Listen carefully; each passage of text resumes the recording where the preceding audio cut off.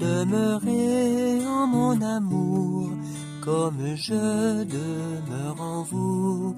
Ainsi tous reconnaîtront que vous êtes mes amis.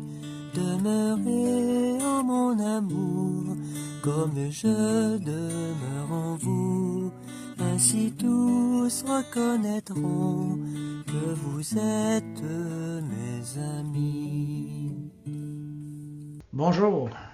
Aujourd'hui, 28 décembre 2024, dans Matthieu, on est confronté à un récit poignant de la fuite de la Sainte Famille en Égypte pour échapper à la colère du roi Hérode. Et ce passage évoque des thèmes de danger, de perte et de souffrance. Mais au milieu de cette obscurité, il éclaire également des messages de joie, d'espérance et d'amour. Alléluia, Alléluia, Alléluia, Alléluia. Voici l'évangile de Jésus-Christ selon saint Matthieu. Gloire à toi, Seigneur Jésus. Seigneur, purifie mes pensées, purifie mes paroles et purifie nos cœurs à chacune et chacun d'entre nous. Après le départ des mages, voici que l'ange du Seigneur apparaît en songe à Joseph et lui dit : « Lève-toi, prends l'enfant et sa mère et fuis en Égypte. Reste là-bas jusqu'à ce que je t'avertisse, car Hérode va chercher l'enfant pour le faire périr. » Joseph se leva.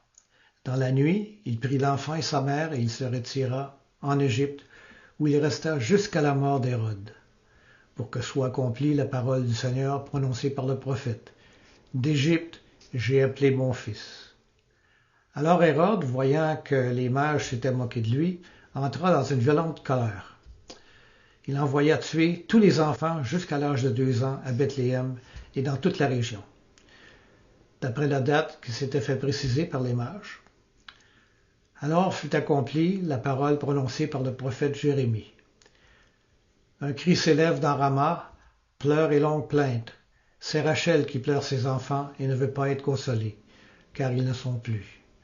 Acclamons la parole de Dieu. Gloire à toi, Seigneur Jésus.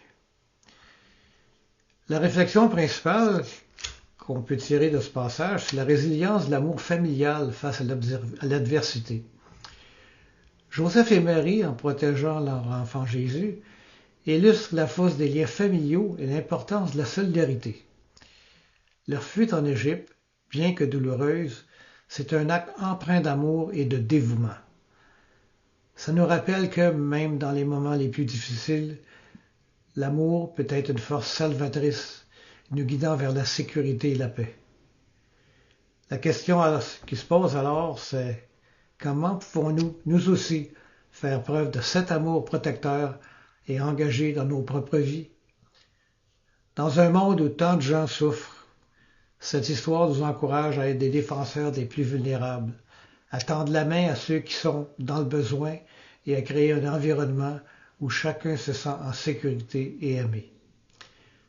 En célébrant notre capacité à aimer et à protéger, nous cultivons un espace d'espérance.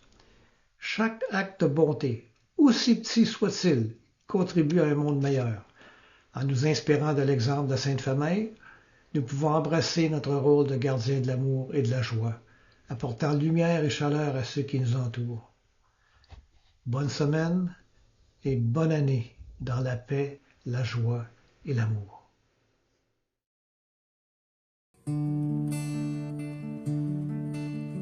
Dieu a semé la parole comme on sème le grain, pour que les blés du royaume lèvent jusqu'à la fin.